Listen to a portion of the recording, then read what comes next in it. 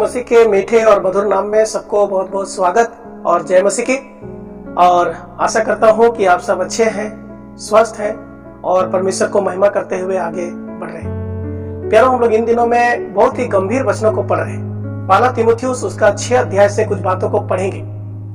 प्यारों, अगर आप पहला तीमुथियुस उसका 6 अध्याय को पढ़िएगा, यहाँ पर जो परमेश्वर का बहुत बड़ा दास है प्रेरित पौलुस ने धन के बारे में, धन के लालच के बारे में, धन किस प्रकार से मनुष्य के जीवन को नाश करते हैं, उनके बारे में एक गंभीर शिक्षा दिया है। अगर हम बाइबल उठा के पढ़ेंगे, 500 से अधिक वचन है जो धन के बारे में, पैसों के बारे में लिखा हुआ है। और बहुत सारे कम लोग हैं जो इसको पढ़ते हैं और जानते हैं। जैसे हम लोग अभी देखने वाले हैं तीमुथियुस उसका 6 अध्याय। इसी प्रकार से बहुत सारे किताबों में हम देख सकते हैं जो धन दौलत के बारे में, पैसों के बारे में बहुत साफ रीति से बताया गया है, समझाया गया है, दिखाया गया है, ताकि लोग इससे बच सके।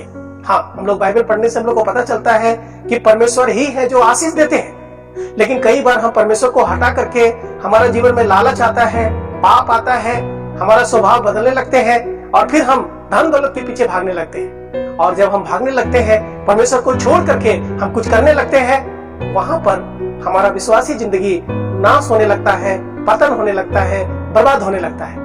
प्यारो, अगर हम लोग ये 6 अध्याय को पढ़ेंगे तो यहाँ पर धन के बारे में बहुत गहरा शिक्षा हम देखते हैं। कलीसिया को, जो एफिसुस कलीसिया था, उसको कहने के लिए प्रेरित पौलुस ने तीमुथियुस को लिखा। और हम लोग यहाँ पर देखते हैं, अगर हम लोग पढ़ेंगे तो बहुत सारे गंभीर वचनों को हम पढ़ सकते हैं, देख सकते हैं। आइए कुछ वचनों को हम लोग पढ़ते हैं। क्योंकि रुपये का लोभ सब प्रकार की बुराइयों की जड़ है, जिसे प्राप्त करने का प्रयत्न करते हुए बहुतों ने विश्वास से भटक कर अपने आप को नाना प्रकार के दुखों से छलनी बना लिया है। हम लोग यहाँ पर कितना गंभीर बात को पढ़े। क्योंकि रुपये का लोभ, पैसों का लोभ, धन का लोभ सब प्रकार के बुराइयों का जड़ है।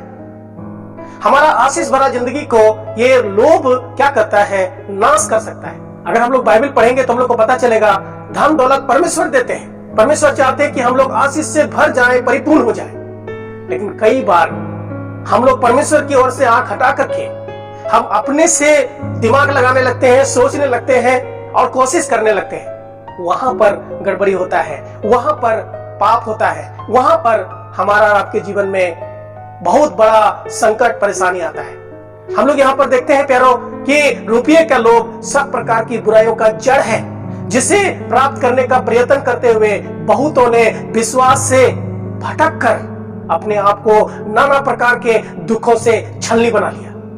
प्यारो, कई बार हमारे और आपके सामने एक सवाल खड़ा होता है, हमारा घर द्वार कैसे चलेगा, हमारा जिंदगी कैसे चलेगा। हम परमेश्वर को कम और सांसारिक बातों को ज्यादा प्यार करने लगते हैं और हम रुपयों के पीछे, धन के पीछे भागने लगते हैं। यहाँ पर लिखा है रुपये का लोभ, लालच करना सब प्रकार की बुराइयों का जड़ है, जिसे प्राप्त करने का प्रयत्न करते हुए बहुतों ने अपने विश्वास से भटक गया है। और मैं इन दिनों में बहुत लोगों का जीवन को दिखा रहे थे जो विश्वास से क्या हो गया? भटक गया।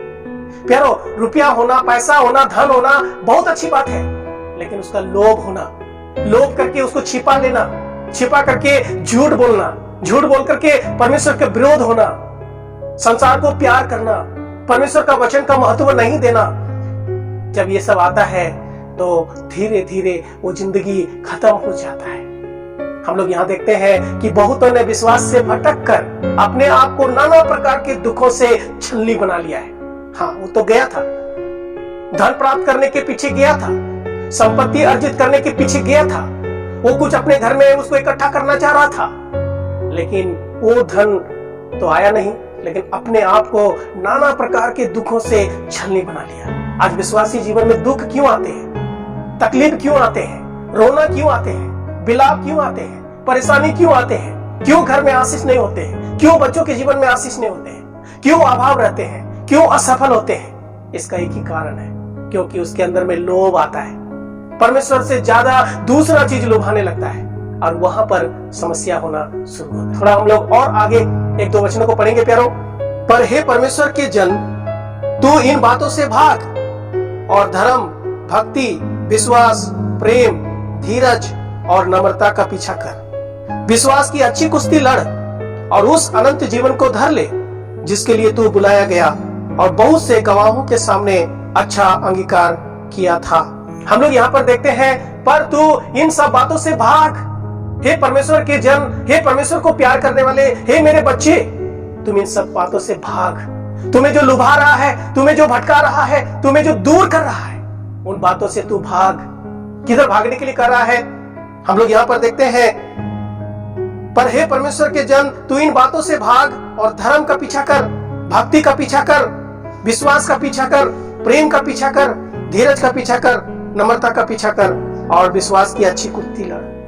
परमेश्वर बोल रहे हैं कि जो तुम्हें बर्बाद करते हैं, जो तुम्हें दुख देते हैं, जो तुम्हें तकलीफ देते हैं, जो तुम्हारे जीवन को खत्म कर देते हैं, तुम इन सब बातों से भाग। विश्वास की अच्छी कुश्ती लड़, क्योंकि ये विश्वास को नाश करने वाला केवल एक ही चीज है, वो है लोभ, वो है रुपये का लोभ। प्यारो, इतना ही नहीं, हम लोग थोड़ा और आगे पढ़ेंगे। यहाँ तक कि कलीसिया में जो धनी लोग हैं उनके बारे में भी पौलुस ने तीमुथियुस को लिखा, इस संसार के धनवानों को आज्ञा दे कि वे अभिमानी ना हो और चंचल धन पर आशा न रखे, परंतु परमेश्वर पर जो हमारे सुख के लिए सब कुछ बहुतायत से देता है। कितना बड़ा बात हम लोग यहाँ पर देखते हैं। प्रेरित पौलुस ने तीमुथियुस को कहा कि संसार के धनवानों को तू इस बात का आज्ञा दे। तुम इस संसार के धनवानों को समझा कि तुम अभिमानी मत बनो, घमंडी मत बनो कि मेरे पास इतना पैसा है, मेरे पास इतना संपत्ति है, मेरे पास इतना कुछ है। क्योंकि ये चंचल धन पर तुम आशा मत रखो, पर तुम आशा उसी पर रखो, उस परमेश्वर पर रखो जो तुम्हें बहुतायत से दे सकता है। हाँ, धन आज है, कल खत्म हो जाएगा। धन किसी के साथ जिंदगी भर रहने वाला नहीं है, लेकिन परमेश्वर युगानुयुग हमारे और आपके साथ रहने वाले हैं। कितना गंभीर वचनों को हम लोग पढ़ते हैं। आप 6 अध्याय घर में बैठ के पूरा पढ़िएगा। हमें कितना गंभीरता से परमेश्वर, कितना प्रेम से परमेश्वर, कितना आदर से परमेश्वर हमें समझाने चाहते हैं ताकि हम विश्वासी जिंदगी में आगे बढ़े। परमेश्वर सब कुछ दे सकते हैं।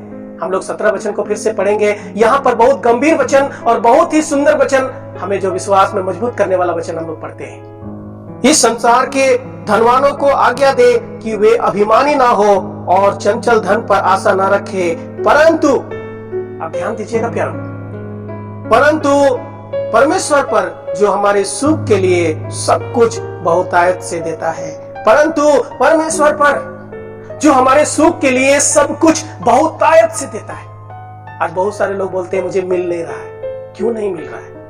एक बार कभी अपने जीवन को झांक के देखें कि परमेश्वर ने जो हमारे सुख के लिए बहुतायत से देते हैं, लेकिन क्यों नहीं मिल रहा है? क्यों नहीं परमेश्वर दे रहा है? क्या बीच में ऐसे वजह है जिसके वजह से नहीं मिल रहा है? कभी आपने झांकने का कोशिश किया? कभी आपने देखने का कोशिश किया? कभी उसमें सुधरने का कोशिश किया?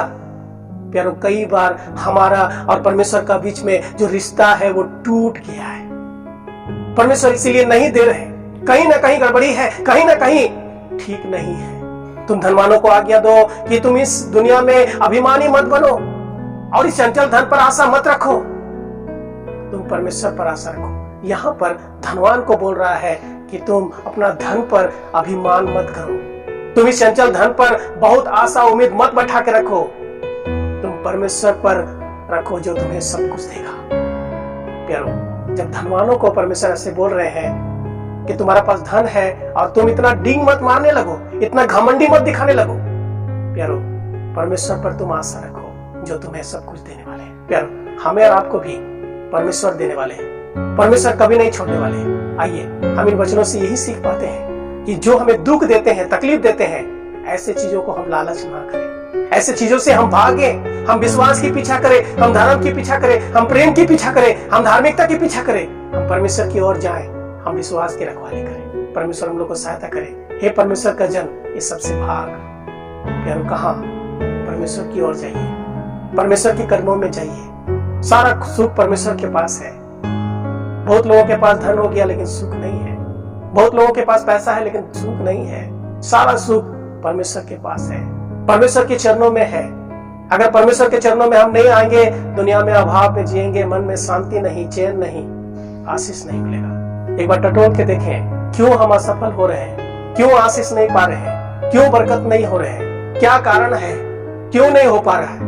प्रभु जब आपको दिखाते हैं, इस वीडियो से अगर आपने कुछ बातों को सीखा या कुछ बातों को जाना, तो आइए परमेश्वर को धन्यवाद दे दीजिए और आप भी दूसरों को बताइए इन वचनों को, ताकि वो भी सुधरे, आगे बढ़े और परमेश्वर पर भरोसा रखें, विश्वास की रखवाली करें, आगे बढ़े। सारी बातों के द्वारा परमेश्वर के नाम की महिमा हो और परमेश्वर हम सबको बहुत आयत से आशीष दे। सुनने के लिए बहुत बहुत धन्यवाद।